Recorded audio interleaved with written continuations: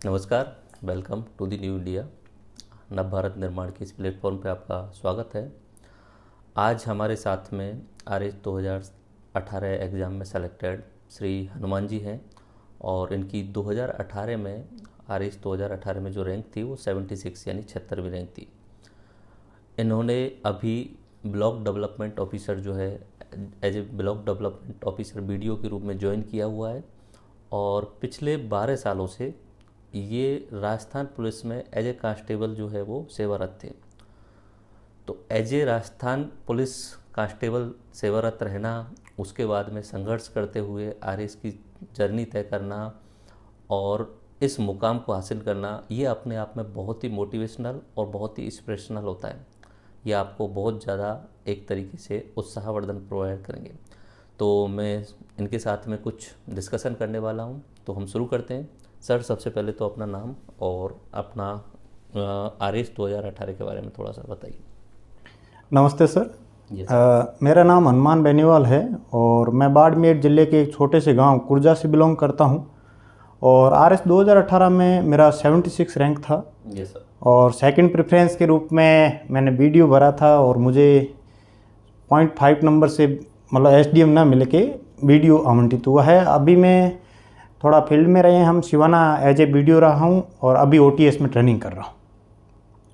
तो अभी आपकी ट्रेनिंग ओटीएस में चल रही है? जी सर। ओके, वीडियो के रूप में आप थोड़ा बहुत कार्यवाही देख चुके हैं अभी? जी। ओके, तो आप 2008 में जो है वो आप राजस्थान पुलिस में सेलेक्ट हुए।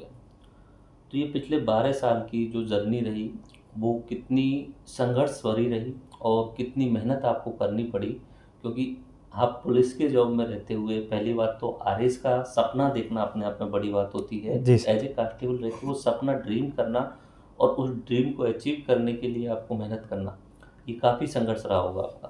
तो पहले आप थोड़ा सा अपनी जर्नी के बारे में बताइए कि आपकी जर्नी किस किस तरीके से रही। बिल्कुल सर। सन 2008 में मैं 12th करने के बाद में एसटीसी 1 साल किया सर मैंने। एसटीसी में उस समय जो सिलेक्शन होता था वो परसेंटेज बेस पे होता था। यस। और मेरा उस समय परसेंटेज 2007 का जो 12th था उस बोर्ड में मेरा 80.92% थे। तो जिला बाड़मेर से जो मेरिट बनी उसमें जिला डाइट में मेरा सिलेक्शन हो गया था। यस। लेकिन उसके बाद में कुछ ऐसी परिस्थितियां रही और मैं कांस्टेबल, एक अपना गांव में सर एक ट्रेंड है कि कोई भी छोटी सी नौकरी में आप लग जाओ और उसके बाद में आपको जो करना है करो, लेकिन आप कुछ भी एक बार ज़रूर लग जाओ। तो मेरा भी ये था कि आपका ठीक है, एक बार आप कांस्टेबल बन जाओ, पटवारी बन जाओ, ग्राम सेवक बन जाओ या फिर कुछ भी बन जाओ, लेकिन बाद में आपका कोई सपना है तो उसको आप फिर आगे तैयारी करो।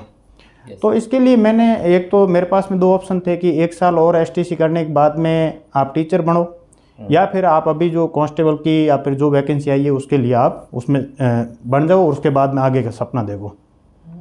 तो सर मैं 2008 में एसटीसी को स्किप किया। 1 साल बाद में मैंने फिर एज ए कांस्टेबल जिला सिरोही से ज्वाइन किया। लेकिन जो बात थी कि आरएस बनना है तो सर मुझे लगता है कहीं न कहीं हर व्यक्ति का एक सपना होता है कि मैं पहले एक ये स्टेप बढ़ूंगा, उसके बाद में नेक्स्ट मेरा सपना है वो आरएस है।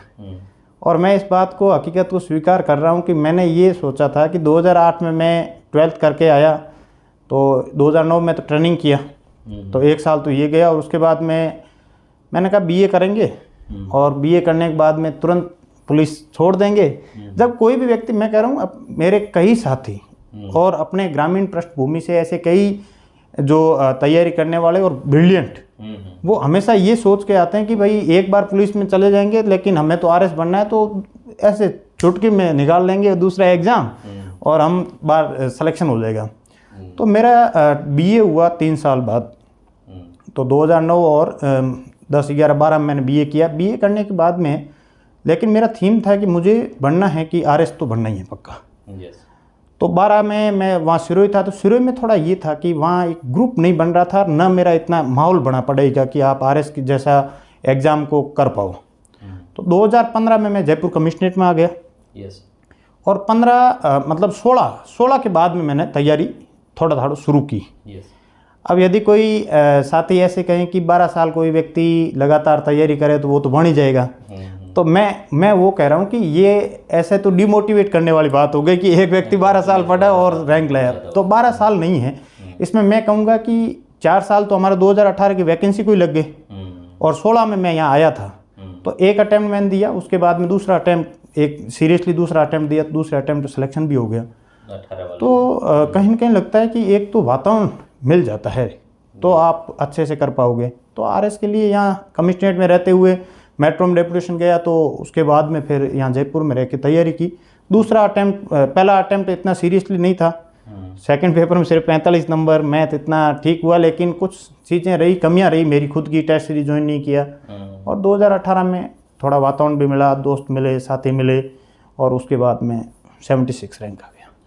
अच्छा, ये चीज़ बताइए, जैसे कि आप जॉब में थे, वो भी सबसे हेक्टिक जॉब जो होता है पुलिस वाला जॉब। बिल्कुल सर।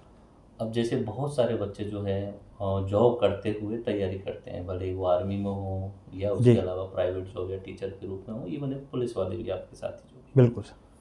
तो वो हमेशा एक शिकायत करते हैं, सर टाइम नहीं निकाल पाते हैं। तो आप इतने हेक्टिव जॉब में से, जिसका कोई टाइम फिक्स नहीं है, उसमें से आपने टाइम निकालने का कैसे मैनेज किया, टाइम मैनेजमेंट कैसे किया? हाँ बिल्कुल सर, ये प्रश्न मुझे लगता है कि इसका उत्तर ये कि टाइम आपको निकालना पड़ेगा। मैंने टाइम निकाला, कहीं से निकाला। जैसे मेरी पोस्टिंग, मैंने मेट्रो में डेपुटेशन कराया था, डेपुटेशन पे था, तो मेट्रो में मुझे लगा कि नौकरी करने के बाद में कितना टाइम मिलेगा मुझे, तो वो यूटिलाइजेशन करो। दूसरा बात है, आप एक अपना ग्रुप बना सकते हो कि 3 या 4 साथियों का, मुझे लगता है कि मैक्सिमम 4 साथी हो आपके साथ में, ग्रुप में पढ़ाई करो। तो कम से कम आपको जितना आप पढ़ोगे, खुद पढ़ते हो, उससे बढ़िया ग्रुप में बैठ के पढ़ो। तो आपका हो सकता है कि 15-16 घंटे की पढ़ाई है, वो आप कर ले 5 या 6 घंटे में कर लेंगे। तो एक तो ये फ़ायदा मिला। दूसरा आपका डेडिकेशन। अब कोई साथी ये सोचे कि ये खुद मतलब अब सिलेक्शन होने के बाद में कहे कि डेडिकेशन है, वो है, फलाना है, लेकिन मैं तो ये मानता हूँ कि आपका यदि डेडिकेशन है और आपके दिमाग में है कि मुझे आरएस बनना है, तो चाहे आप कहीं हो, आर्मी में हो, पुलिस में हो, पुलिस में भी कांस्टेबल रहते हुए मैं यदि कर सकता हूँ 76 तक मैं ला सकता हूँ। यहाँ कोई अभिमान, घमंड वाली, अहंकार वाली बात मैं नहीं कर रहा, लेकिन मैं कह रहा हूँ 76 तक तो हम ला सकते हैं कि अपना जो सपना है उसको जीवित रखते हुए, डेडिकेशन से पढ़ाई करके। लेकिन कुछ साथी जो बिल्कुल ही सिर्फ पढ़ाई के पर्पज़ से ही आते हैं और वो भी ये शिकायत करे कि टाइम मैनेजमेंट नहीं हो रहा है। तो मैं तो कहूँगा कि आपके लिए तो आपके पास में क्या है, आपके पास में पढ़ाई के अलावा तो कुछ काम ही नहीं है। तो टाइम मैनेजमेंट सर बिल्कुल अच्छे से कीजिए। जो साथी और अदर जॉब में हैं, तो आप यदि देखेंगे कि मैं कब पढ़ सकता हूं, तो आपको कहीं न कहीं समय ज़रूर मिल जाएगा। मतलब कहना है, अगर आपका सपना है और बिल्कुल सर है, तो फिर सब कायनात जो है उस सपने को पूरा कराने के लिए जुट जाएगी, लेकिन आपकी शिद्दत होना जरूरी है। बिल्कुल सर, क्योंकि भले ही आप 10 घंटे काम कर रहे हो या 15 घंटे काम कर रहे हो, वो मैटर नहीं करता है। अगर सपना रखा है तो आपको सपने को जीना पड़ेगा, मेहनत करनी पड़ेगी उसके लिए, वो आपको मैनेज करना होगा। इसमें आप किसी टीचर से पूछने जाएं या कहीं और किसी पंडित जी से पूछने जाएं कि सर टाइम कैसे निकालें, तो वो टाइम आपकी लाइफ है, आपको निकालना पड़ेगा। जब सामने जो पुलिस में जॉब करते हैं सर, उन्होंने जिसका कोई टाइम टेबल फिक्स नहीं होता, मे बी आप जॉब करते होंगे प्राइवेट जॉब या गवर्नमेंट जॉब, वहाँ तो 7-8 घंटे का टाइम फिक्स होता है, उसके बाद भी टाइम निकाल सकते हैं। तो उन्होंने अनलिमिटेड, मतलब जो टाइम फिक्स नहीं है उसमें से भी टाइम निकाल के जो है 76 रैंक प्राप्त करी है। तो ये आपके ऊपर डिपेंड करता है कि आप किस तरीके से टाइम जो है वो निकाल पाएँ। अच्छा, एक सर मैं आपसे पूछना चाहूँगा कि जैसे आप ग्रामीण पृष्ठभूमि से आते हैं और इवन एक आप कांस्टेबल पद पे थे और एसटीएम के रूप में या आरएस सेलेक्टेड लोगों को आप पहले जब देखते होंगे, तो आपके मन में एक खौआ या डर जैसा बनता होगा कि ये कोई चीज़ जो है वो अन्य ग्रह से आए हुए प्राणी रहे होंगे जो इतनी मेहनत करके, या मतलब इनके पास कुछ अजीब चीज़ें होंगी जो ये इस पोस्ट पर, इस मुकाम पर पहुँचे। वो डर जो रहता है ना कि एक स्पेशल चीज़ है, ये यूनिक है इस तरीके से। बिल्कुल। तो क्या सच में जो आरएस, एसटीएम, आईएएस बनते हैं वो कुछ अलग प्राणी या स्पीसीज होते हैं, या आप जैसे हम जैसे ही होते हैं? पहली बात तो सर एक टाइम मैनेजमेंट वाले में मैं एज ए कांस्टेबल को एक जोड़ना चाह रहा था बात। वो ये थी कि आप तैयारी कर रहे हो और कांस्टेबल में क्या होता है कि आपकी ड्यूटी कब आएगी वो पता नहीं है। मेट्रो में था, इसके बावजूद भी कुछ ड्यूटियाँ पुलिस लाइन में आती थी, तो आपको चलो आपने एक प्लान बनाया अपना कि सप्ताह में मुझे ये अब की बार टॉपिक पूरे करने हैं, इसको मैं अब की बार कर लूँगा। पता चला आपकी 15 दिन ड्यूटी आ गई, तो आपका 2 सप्ताह का पूरा वो उसको मैनेज करना भारी हो जाता है। लेकिन आप फिर उसको कैसे करते मैनेज, वो अपने पर डिपेंड करेगा। दूसरा प्रश्न सर, जैसे आपने बताया कि जो टॉपर्स होते हैं वो मतलब अलग दुनिया से आते हैं, तो मैं हकीकत कह रहा हूँ, इस बात को स्वीकार करता हूँ। और जो साथी अभी मेरे साथी जो भी तैयारी कर रहे हैं, अपने साथी जो है अपने इंस्टीट्यूट से जुड़े हुए जो भी है, उनको भी लगता होगा, मुझे भी, हर परीक्षार्थी को लगता है हकीकत में कि टॉप 100 में या टॉप 50 में, टॉप 10 में जो आते हैं, मतलब पता नहीं उन्होंने कितना पढ़ा होगा, क्या किया होगा, वो तो अलग ही उनकी स्ट्रेटजी रही होगी। तो मेरा भी शुरू में ये था कि मैं यहाँ जयपुर आया उसके बाद में कि टॉपर ये थे, तो मुझे लगता था कि इनसे ज़रूर मिलना है मुझे। मतलब मैं ये देखना चाह रहा था कि हकीकत मतलब ऐसे रैंक कैसे आ गई आपकी। लेकिन इसके बावजूद थोड़ा ये रहा कि टॉप 50 में मैं नहीं आया, लेकिन टॉप 100 में मैं ये कह सकता हूँ कि टॉप 100 या 76 तक आने वाला व्यक्ति तो अपने जैसा ही होता है। बाकी 2018 में मेरे साथी है, टॉप 10 में भी है। टॉप 10 में मेरे मतलब जानकार है वो लगभग 5-6 लोग साथी हैं, वो जानकार है। तो मुझे लगता है कि जो पढ़ेगा, जो थोड़ी सी रणनीति अच्छे से करके पढ़ेगा, टॉप 10 तक आ सकता है। अपने जैसे ही होते हैं और वही चीज़ पढ़ते हैं जो अपन पढ़ते हैं, लेकिन उन्होंने थोड़ा सा अलग किया होता है और कॉपी में, रिटर्न में थोड़ा सा अलग करते हैं, ये ज़रूर है। लेकिन मुझे लगता है कि कई साथी जो, मैं इस बात को मंच से भी स्वीकार करता हूँ कि मेरे से ठीक थे, उनका रैंक मेरे से पीछे रहा। लेकिन कई साथी ऐसे थे जो मेरे से थोड़ा, मुझे लगता है कि 76 मेरा था तो उनका 100 तक आना चाहिए था, लेकिन वो टॉप 50 में या फिर मेरे से ऊपर है। तो इसमें ये है कि उनका थोड़ा सा रणनीति कुछ अलग रहा, वो रहा है, पक्का रहा है। तो आप जो अपने साथी हैं, जो रह रहे हैं, किसके साथ पढ़ रहे हैं, आपका गाइडेंस कैसा है और फिर आप रिटर्न प्रैक्टिस कैसी करते हैं, वो डिपेंड करता है। और मैं पुनः एक बात को वापस कहूँगा कि टॉप 100 में, टॉप 10 में, टॉप 50 में जो आने वाले साथी है हमारे जैसे ही होते हैं और वही पढ़ते हैं जो हम पढ़ते हैं।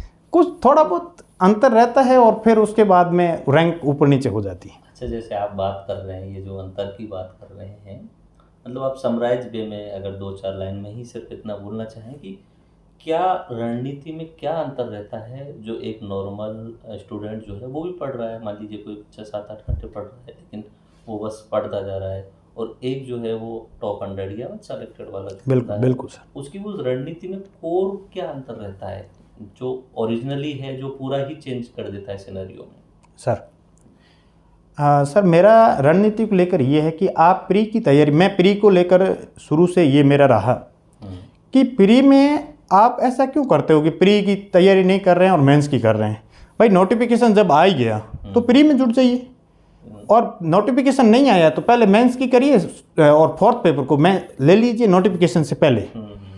लेकिन जैसे प्री का नोटिफिकेशन या आरएस का नोटिफिकेशन आ गया तो आप प्री पर फोकस रखिए पूरा, अच्छे से प्री कीजिए और रखिए कम से कम 110 प्लस का स्कोर करना है, ये आप टारगेट रखिए पेपर में आपका। प्री में प्री में आपका 110 का टारगेट हो, नोटिफिकेशन आया प्री में लग जाइए पूरा, और 4th पेपर को साथ ले लीजिए। एक तो ये, ताकि प्री में होता है कि एक बार मैं नाम नहीं लूँगा, मेरे साथ ये उनका अच्छा मेंस का अच्छा था, लेकिन जब उनका प्री नहीं हुआ, प्री उन्होंने कहा कि प्री निकाल देंगे।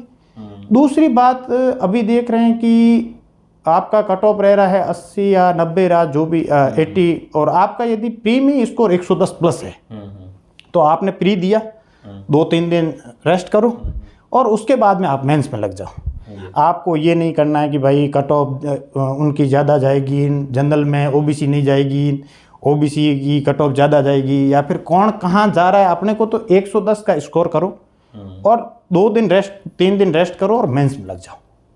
तो प्री की रणनीति मेरा ये था कि मैंने 2018 में प्री को अच्छे से किया, 123 पॉइंट समथिंग नंबर थे, मुझे पता था प्री हो जाएगा, मेंस में लग गया। मेंस में आने के बाद में जो मुझे लगता है कि आपके पास में आप कितना पढ़ रहे हो, आपके पास में कितना ज्ञान है, इसका टेस्ट हो।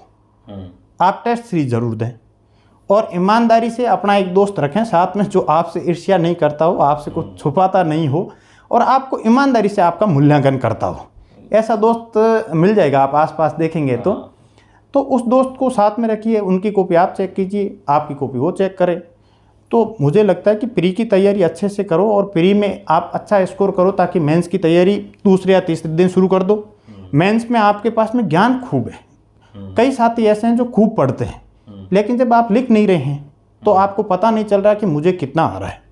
दूसरा, मेंस में आप डायग्राम बना रहे हैं कि नहीं बना रहे हैं, पॉइंट फॉर्म में लिख रहे हैं कि नहीं लिख रहे हैं, आपके पास में खूब ज्ञान है, आप बिल्कुल ऐसा लिख रहे हैं कि पूरा फिर वो पढ़ेगा नहीं पढ़ेगा ज़रूरी नहीं है। तो इसको मैंने एक तो टेस्ट सीरीज में, दूसरा कुछ साथी ऐसे मैं जानता भी हूँ, उनका टेस्ट सीरीज में आपने फीस भर दी, आपने 10,000 15,000 जो फीस भर दी, आप पहला टेस्ट पूरे जोश के साथ जाने दे के आ गए, फिर दूसरा टेस्ट आपने दिया नहीं, फिर चौथा टेस्ट आपने दिया, पांचवा दिया नहीं, तो फिर कोई मतलब नहीं है। आप इससे बढ़िया टेस्ट दो मत, बिना मतलब पैसे भी खर्च किए, आपने टेस्ट भी नहीं दिए। एक बात और देखी गई कि भाई मैं तो टेस्ट इसलिए नहीं दे रहा हूँ कि कॉन्फिडेंस लो हो जाता मेरा। कॉन्फिडेंस लो क्यों हो रहा है कि मार्किंग बहुत टाइट हुई है, इसलिए मैंने ये सर मैंने जिस संस्थान से दिया, मुझे एक पेपर में 100+ नंबर आए, बाकी कभी 100 नहीं आए। मुझे पता था कि मेरी कमियां हैं, मैं इसको कभी ये नहीं लिया कि इन्होंने मेरी कॉपी सही से चेक नहीं की, और मैं यदि उन पे डाल देता पूरा कि उनकी कॉपी सही चेक नहीं होती, इसमें 3 में से मुझे 5 में से 4 नंबर आने थे, इन्होंने 2 नंबर ही दिए। लेकिन मैंने कहा 2 क्यों दिए, मेरा यहाँ 4 कब तक हो सकता है। तो आप कॉपी को ईमानदारी से, आपकी कॉपी चेक होके आई है उसको स्वीकार करें, और डरना नहीं है कि आपकी रैंक टेस्ट सीरीज में रैंक कहाँ आ रही है। भाई रैंक नीचे आ रही है तो आप खुद देखो ना, उसको पॉजिटिव में लो कि रैंक ऊपर आएगी कैसे। टेस्ट सीरीज मेंस में और प्री में, आप प्री का नोटिफिकेशन जैसे ही अपना आरएस का नोटिफिकेशन आता है, प्री में आप 110 या प्लस का स्कोर करके मेंस में लग जाओ, और इंटरव्यू तो है ही है पूरा। आज जैसे प्री का आप बोल रहे हैं 110 प्लस का, तो ऐसे कौन सी सब्जेक्ट पे कोर फोकस किया जाए जहाँ से आप मैक्सिमम स्कोरिंग कर सकते हैं प्री एग्जाम के लिए? हाँ सर, प्री के एग्ज़ाम के लिए 110 का स्कोर आप राजस्थान को ले लो पूरा। राजस्थान में आर्थिक समीक्षा सहित। अब बीटेक के जो साथी हैं वो मैथ और रीजनिंग दोनों कर लेते हैं। अब चलो किसी का मैथ कमज़ोर है तो वो रीजनिंग करें, 20 क्वेश्चन आराम से हो जाता है, लेवल का होता है, उसमें बड़ी बात नहीं। उसके बाद मुझे लगता है 123 था, तो मेरा इसमें एक तो मेरा करंट बहुत बढ़िया था, राजस्थान बढ़िया था। करंट का क्या सोर्स है यूज किया? करंट का मैंने एक तो अपना जो राजस्थान क्रोनोलॉजी आती है, एक मूमल आती है, और 2 अखबार पढ़ लो कोई से, आप भास्कर पढ़ लो, पत्रिका पढ़ लो, कोई सा भी पढ़ लो, लेकिन उसको अच्छे से पढ़ लो। एक सूजस करके आती है, वो तो मैं ये आपको बिल्कुल जो साथी अपना वीडियो देख रहे हैं उनके लिए ये है कि भाई सूजस आप ऐसे करो, मूमल में उसका सार आता है, या तो वहीं से देख लो या फिर आपको कहीं आसपास कहीं से मिल जाए तो वो देख लो। तो मुझे लगता है कि राजस्थान सरकार की योजनाएं हैं या भारत सरकार की योजनाएं हैं या फिर कोई अंतर्राष्ट्रीय इश्यू है, उसको देख लो आप अच्छे से, तो हो सकता है प्री में मुझे लगता है कि 20-22 या 18-20 क्वेश्चन जो करंट के आए उसमें से मैक्सिमम क्वेश्चन मैंने किए।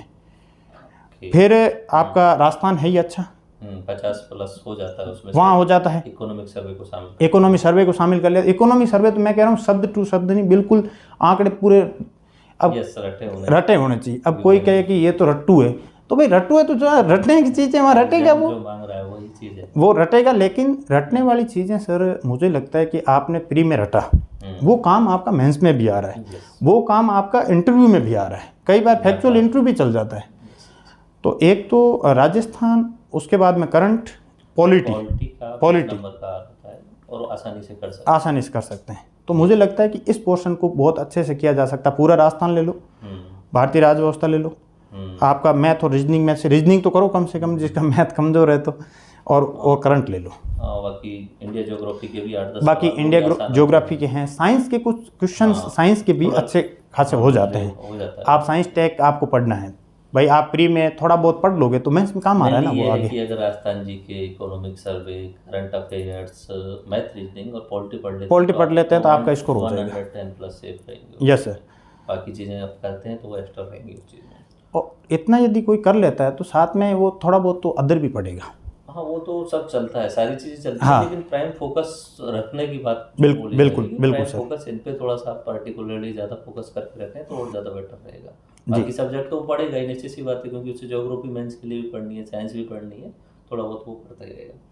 अच्छा, मेंस में अगर बात करें तो कौन सी सब्जेक्ट हैं जो एक नॉर्मलाइज रहती है सभी स्टूडेंट के लिए, और कौन सी सब्जेक्ट ऐसी हैं, कौन से पेपर ऐसे हैं जो स्कोरिंग रहेंगे और वो बाकी स्टूडेंट की तुलना में आपका एक अंतर क्रिएट करने के लिए ज़रूरी है, उन पे फोकस करना ज़रूरी मेंस में मैं कहूँगा कि अभी जैसे 2021 का पेपर खैर मैंने नहीं दिया, है? लेकिन मैंने जो पेपर देखा, अब यदि कोई साथी हिस्ट्री को लेकर चल रहा है, अब हिस्ट्री में कोई पीएचडी किया हुआ उससे क्वेश्चन नहीं हो रहे, तो वो हिस्ट्री को देखो। मेरा सर इसमें एक बात हमेशा मैं जोड़ूंगा कि मेंस में आप छोड़ो कुछ भी मत। मैंने ये गलती की थी 2016 में। 2016 मैंने ज्योग्राफी ये मैं छोड़ के इसलिए गया था कि मैंने कहा ज्योग्राफी तो देखेंगे, उस छोड़ देते हैं। मैथ की ठीक ठाक किया था और साइंस ठीक थी, तो वहाँ ज्योग्राफी में जाके देखा ज्योग्राफी बिल्कुल सरल थी। अब मैं ज्योग्राफी छोड़ के गया हूँ तो सरल थी तो नहीं आई, लेकिन लोगों के अच्छा स्कोर हुआ उसमें, मैं पिछड़ गया। मेरे सिर्फ 45 नंबर है 2016 में सेकंड पेपर में, और लोगों की ज्योग्राफी जो छोड़ के पोर्शन गया वो बिल्कुल सिंपल आ गया। और जिसमें हम समझते थे कमांड है, मैं आर्ट्स का स्टूडेंट हूँ और कमांड इतनी हमने थोड़ा कभी कभी हो जाता है व्यक्ति को कि साइंस तो ठीक है, हमने 2 बार देख ली है, कोचिंग भी कर ली है, तो ठीक ठाक कर लेंगे। फिर पता चला साइंस तो ऐसी आई है कि साइंस वाले ही उसमें अच्छे से कर नहीं पा रहे हैं। तो एक तो ये कि सर मेंस में मुझे लगता है कि एक भी पोर्शन आपको छोड़ना नहीं है। पर अब रही बात आपने जैसे बताया कि इसमें अच्छा स्कोर कहाँ हो सकता है, आप हिस्ट्री को पढ़िए, पर हिस्ट्री में बिल्कुल ऐसे आपको तो हिस्ट्री पढ़ने में, मुझे तो हिस्ट्री पढ़ने में बहुत बढ़िया लगता है, तो हिस्ट्री पढ़ रहे हैं, लेकिन हिस्ट्री में फिर आप उतना ही पढ़िए जो आपको लगता है कि पिछले पेपर देख लो ट्रेंड क्या चल रहा है।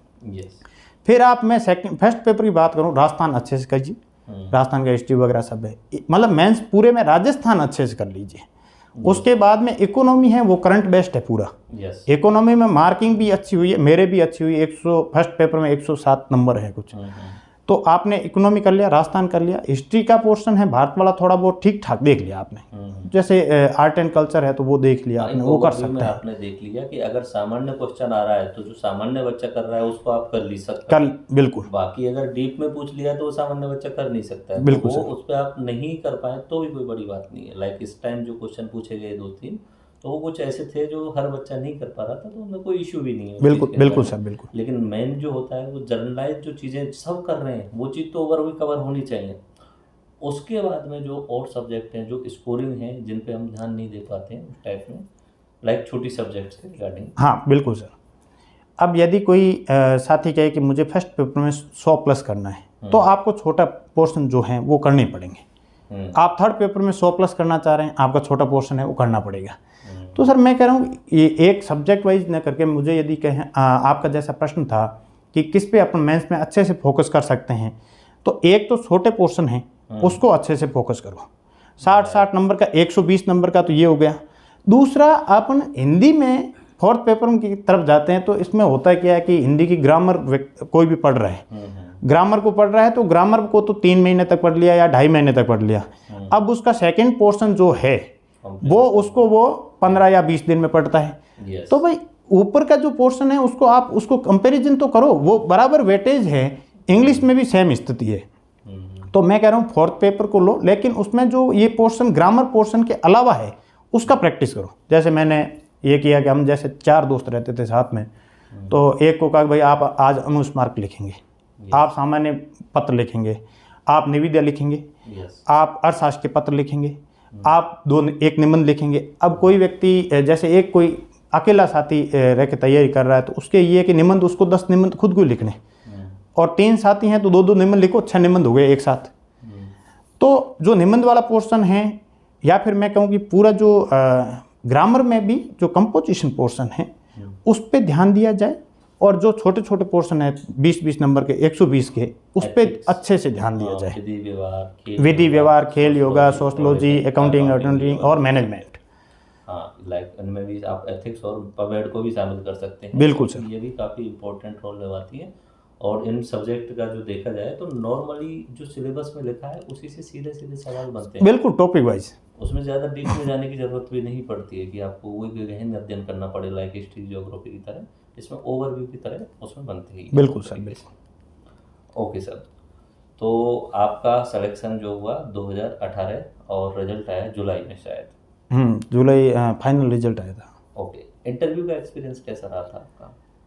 हाँ, इंटरव्यू का एक्सपीरियंस ये था कि एक तो मैं मॉक खूब दिए मैंने। अच्छा। एक हमने ऐसे 10 से 1 जनों का ग्रुप था, मेरे मित्र, भगवान की दया से मित्र ठीक ठाक है, तो मित्रों का एक हमने बनाया कि तो जैसे हम 4 मित्र तो बैठते पैनल में, एक मित्र बाहर से आ रहा है, एक बैठा थे उसको पीछे, ताकि वो बिल्कुल छोटी छोटी बात है, जैसे आप इंटरव्यू के समय आंखें टिमटिमा रहे थे या फिर आपकी गर्दन हिल रही थी, तो एक तो इसका फायदा हुआ। दूसरा, जैसे मेरा पढ़ाई छूट गई थी, जैसे मैंने पुलिस में थोड़ा मैंने किया, प्राइवेट किया तो उस हिसाब से किया, उस हिसाब से तो मेरे पास में सब्जेक्ट थे, पबेट था मेरे पास में, पॉलिटी और हिस्ट्री। तो मैं एक संस्थान में इंटरव्यू देने गया था, तो मुझे हिस्ट्री से संबंधित कुछ प्रश्न पूछे गए, तो उसमें ये रहा कि एक आपका सर वीडियो है हिस्ट्री से, शायद 12 घंटे का ऐसा कुछ है, उसमें उसको देख लिया तो हिस्ट्री कंप्लीट हो गया। पॉलिटी पर भी एक ऐसा वीडियो है। तो इंटरव्यू की तैयारी के दौरान एक तो मेरा पुलिसिंग पे चला, कुछ ऐसे सब्जेक्ट जो मॉक इंटरव्यू में पूछे गए तो अपने इस चैनल से कर लिए, और इंटरव्यू मेरा था राजकुमारी जी मैम के बोर्ड में था, और मुझे सामान्य प्रश्न, मेरी हॉबी से संबंधित प्रश्न पूछे गए, सामान्य प्रश्न पूछे गए, और 2-3 प्रश्न ऐसे जो पुलिसिंग से संबंधित रहा, थोड़ा बहुत मुझे सब्जेक्ट का पूछा, तो ऑल ओवर बढ़िया एक्सपीरियंस रहा, और 71 मार्क्स मिले थे मुझे। ओके, काफ़ी अच्छे मार्क्स हैं, बिल्कुल बहुत शानदार मार्क्स हैं। तो मतलब आपका इंटरव्यू जो है वो आपकी बैकग्राउंड और आपकी पर्सनैलिटी रिलेटेड ही रहा है सारा। जी जी सर, फैक्चुअल चीज़ें नहीं रही हैं, तो बिल्कुल सबके साथ में ऐसा ही रहता होगा, तो फैक्चुअल चीज़ें रहती ही नहीं हैं। अच्छा, 1-2 चीज़ें और मुझे बताइए कि आप पुलिस कांस्टेबल पद से निकल के और एक आरएस टॉप पोस्ट में पहुँचे सर, तो लाइफ में कितना चेंजेस आए, कुछ एक्सपीरियंस? हाँ बिल्कुल सर, इसमें लाइफ चेंजेस का ये है कि जो खुशी आपको 10 दिन मेरे एक मित्र है, अब मैं थोड़ा इसमें विश्वास रखता हूँ, खैर ये अपना अपना पर्सनल है कि कौन कैसे, मैं ये कि मेरा एक मित्र है राम सा धंतरवाल, उनको मैंने कहा कि आप अगली बार रिजल्ट मेरा है ना आप देखना, होता है कभी कभी कि मैं खुद से देखने का वो, हाँ कि आप देखना, तो उन्होंने मुझे बताया कि भाई आपका है ना 76 रैंक आया है। तो मतलब क्या बताऊँ उसको, तो एक अलग खुशी आपका, आप मतलब इसको खुद ऐसा एक इमेजिन करें, या फिर मैंने तो इसको बात को मैंने जी लिया, और भी साथी जो हैं, तो मतलब परिवर्तन मैं मानता हूँ कि आमूल चूल परिवर्तन होता है ना, वो आता है कि आप अर्थ से और बिल्कुल वो दोनों चीज़ें चेंज हो गई। बिल्कुल सर। दूसरा आपका एक, जैसे मैं कांस्टेबल से आया, तो मेरे एक साथी कई कांस्टेबल हैं, वो तैयारी कर रहे हैं, तो उनके सामने मैं एक उदाहरण बना कि वो कर सकता था, हम क्यों नहीं कर सकते। दूसरे जो साथी अभी भी तैयारी कर रहे हैं, तो उनके लिए भी एक मोटिवेशनल, मैं इसमें सॉरी मैं माफ़ी चाहता हूँ, इसमें मैं ये कोई घमंड की या अहंकार की बात नहीं बता रहा हूँ, लेकिन एक मोटिवेशनल रहा कि भाई एक कांस्टेबल बन गया, तो जैसे कोई साथी मेरे से मिलने भी आएगा, तो चलो मिल लिए, आराम से बात कर ली, तो एक अच्छा लग रहा है, और मुझे इस बात की खुशी है कि आज कोई मेरा साथी मुझसे मिलने भी आ रहा है, तो मुझे लगता है कि हाँ ठीक है, बहुत अच्छा किया कि आज आपके पास में कोई आपका साथी जो अभी तैयारी कर रहा है वो आपसे मिलने आ रहा है, और भी बहुत कुछ लाइफ में चेंज हुआ है पहले की तुलना में। बिल्कुल सर, अलग-अलग राइट सर, सही बात है। अच्छा, कुछ थोड़ा सा हमें आपकी जो ट्रेनिंग है उसके रिगार्डिंग थोड़ा सा एक्सपीरियंस शेयर कीजिए कि कब और कैसे कैसे ट्रेनिंग होती है, किस टाइप की ट्रेनिंग होती है, कहाँ ट्रेनिंग होती है, इसके रिगार्डिंग कुछ चीज़ें शेयर कीजिए सर। हाँ, सर्वप्रथम तो जैसे डीओपी से जो एलोकेशन होता है कि आपको क्या मिला, मैंने पहले भी बताया था, मुझे 75 तक तो एसडीएम मिल गया था, और मेरा 76 रैंक था, तो 0.5 से मैं रह गया था, तो डीओपी का एलोकेशन हुआ, तो मैं बिल्कुल टकटकी लगा के बैठा था कि सबसे पहले डीओपी में आरएस की लिस्ट आती है। मैंने आरएस का देखा तो आरएस में नाम नहीं था मेरा, ठीक है, मैंने कहा फिर मैं इसमें विश्वास रखता हूँ कि भगवान ने खूब दिया कि एक कांस्टेबल से 414 में गया हूँ, लेकिन थोड़ा एक एसडीएम नहीं मिला, लेकिन जो हुआ जो सही, जो नहीं हुआ वो भी सही। खैर, तो सबसे पहले आरएस का डीओपी की तरफ से एलोकेशन हो गया। एलोकेशन होने के बाद में मुझे ऐसे सेकंड प्रेफरेंस मेरा वीडियो था, सेकंड प्रेफरेंस मैंने आरपीएस इसलिए नहीं भरा था कि मैं पुलिस में रह लिया था सर, 12 साल एक थोड़ी ठीक ठाक अवधि होती है, और बेल्ट में रह लिया था, तो इसलिए आरपीएस भरा नहीं था एज ए पब्लिक सर्वेंट। हाँ, तो इसके बाद में जो अभी जो चलता है उसमें आपका डीओपी से होने के बाद में आपको ओटीएस में बुला लेते हैं, एससीएम रीपा, जो एक सपना होता सभी का, जो तैयारी आरएस की जो तैयारी कर रहा है उसका ओटीएस में जाने का सपना होता है। तो OTS में फाउंडेशन कोर्स होता है, ये जो 3 महीने का होता है, सबका साथ में सबका साथ में, स्टेट सर्विस के सबके साथ में होता है। क्योंकि अब की बार थोड़ा कोरोना के कारण में हमारे जो RS अकाउंट सर्विस और कुछ साथी थे, उनका पहले हो गया फाउंडेशन।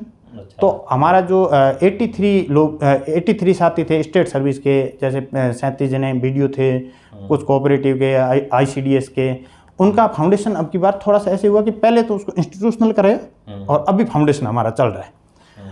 तो जो एक सामान्य प्रोसेस है वो ये है कि पहले OTS में आपका 3 महीने का फाउंडेशन होगा। फाउंडेशन होने के बाद में आपको एक परीक्षा होती है, वो उत्तीर्ण करनी होती। उसके बाद में आपके संबंधित विभाग एक इंस्टीट्यूशनल ट्रेनिंग करवाएंगे।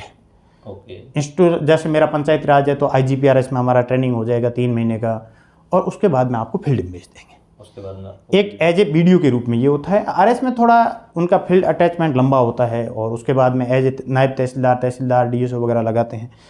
BDO के रूप में ये है कि हमारा फाउंडेशन अभी चल रहा है, हमारा इंस्टीट्यूशनल पहले हो गया और फिर फील्ड में भेज दिया हमें, तो हम फील्ड में रह के आए 50 दिन तक, और उसके बाद में वापस OTS में आए। अभी फाउंडेशन होगा। फाउंडेशन ये ट्रेनिंग वगैरह सब ज़रूरी है आपका कन्फर्मेशन के लिए, और पास होना भी ज़रूरी है जी। Okay sir. तो वैसे आपकी जर्नी काफ़ी स्ट्रगलफुल रही है, और मोर इम्पोर्टेंट है कि जो प्रेरणा आप दूसरे लोगों को दे रहे हैं वो काफ़ी महत्वपूर्ण है।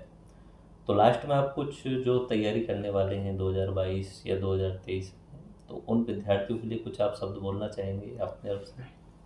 सर, मैं अपने इस मंच से सिर्फ दो लाइन में एक मैसेज देना चाह रहा हूँ कि आपका यदि जो आपका एक सपना है ना, उसको आप जीवित रखिए।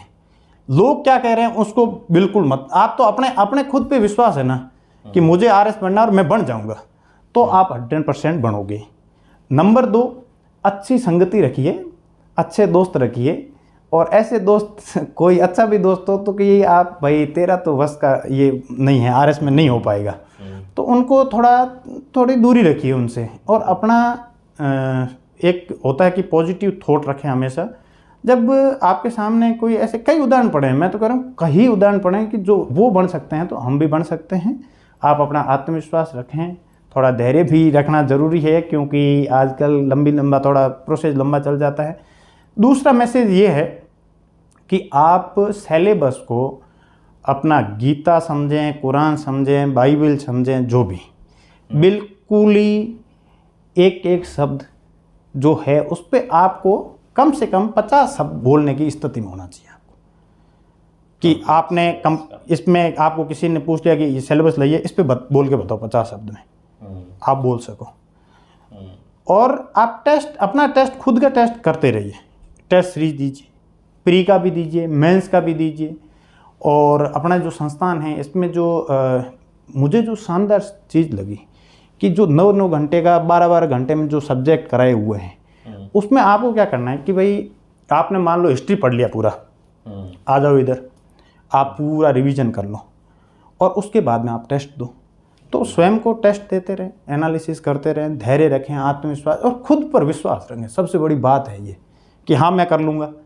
आपको कहेंगे कि नहीं भाई, अरे वो देख लो, आपको उदाहरण ऐसे दिए जाएंगे ना कि नहीं कहाँ, वो देखो 4-5 साल हो गए उसको नहीं हो रहा उसका सिलेक्शन, वो देखो RS की कर रहा था, उसने छोड़ के फिर उधर चला गया, वो वहाँ चला गया, वो वहाँ चला गया। मुझे लगता है कि आपकी आर्थिक स्थिति आपको ठीक लगती है कि हाँ मेरी ठीक है आर्थिक स्थिति, और आप 1.5 या 2 साल में निकाल दोगे RS, पक्का श्योर है। लेकिन आपको लगता है कि भाई मुझे कुछ ऐसा है कि स्थिति की, तो फिर कोई ज्वाइन कर लो उसके बाद में, लेकिन अपना सपना जिंदा रखें और उस पर काम करें, सफलता पक्का मिलेगी। चलो सर, बहुत अच्छी बात आपने बोली। फाइनल, आपने अगर सपना रखा है तो बस सपने पे टिके रहें और डेडिकेशन सिलेबस के हिसाब से दें। एक्चुअली में क्या होता है कि बहुत सारे सिलेबस के बजाय अलग अलग सब्जेक्ट पे थोड़ा ज़्यादा ज्ञान लेने के चक्कर में भटक जाते हैं, तो वो नहीं भटकें। एक सब्जेक्ट को हो सके तो एक ही सोर्स से स्टिक रहते हुए पढ़ने की कोशिश करें, क्योंकि सिलेबस जितना है उसका, सर ने एक जो बात बोली कि हर सब टॉपिक पे 50 शब्द आपको पता होना चाहिए, तो ही आप अपना एग्ज़ाम की मतलब क्लियर करीब करने के पहुंच चुके हो एक तरीके से। तो सिलेबस के हिसाब से ही पढ़ें, एक ही रिसोर्स पे स्टिक रहें, अपना प्रैक्टिस करें टेस्ट सीरीज का, और मेंस की आंसर राइटिंग का प्रैक्टिस करें। तो यही एक तरीके से बस एक मंत्र है, यही अपना फाइनल सोर्स है। तो सर मिलके काफ़ी अच्छा लगा, और आगे भी हम चाहेंगे कि आप जो है वो स्टूडेंट को गाइड करते रहें, कभी कुछ लेक्चर्स के थ्रू और बाकी मोटिवेशनल वीडियोज़ के थ्रू। तो हम आपकी सेवाएं आगे भी लेते रहेंगे। धन्यवाद। Thank you so much sir, आपने मंच प्रदान किया और अपने जो चैनल से जुड़े हुए साथी हैं उनके साथ में मेरे जो विचार थे उनके लिए साझा करने का मौका दिया, इसके लिए बहुत बहुत धन्यवाद सर। और जो आपने एक बात बताई थी कि एक सिंगल सोर्स रखिए, ये बिल्कुल परफेक्ट है। 2016 मैंने गलती ये की थी कि मैं ज्योग्राफी की किताबें खोल लाया, मुझे बताया कि उस व्हाट्सएप पे कोई ग्रुप बना हुआ, उस पे कोई पीडीएफ आई, मैं गया पीडीएफ निकाल लिया मैंने, वो किताब आई बोले, लेकिन किताबें रखी खूब, मैंने पढ़ी नहीं।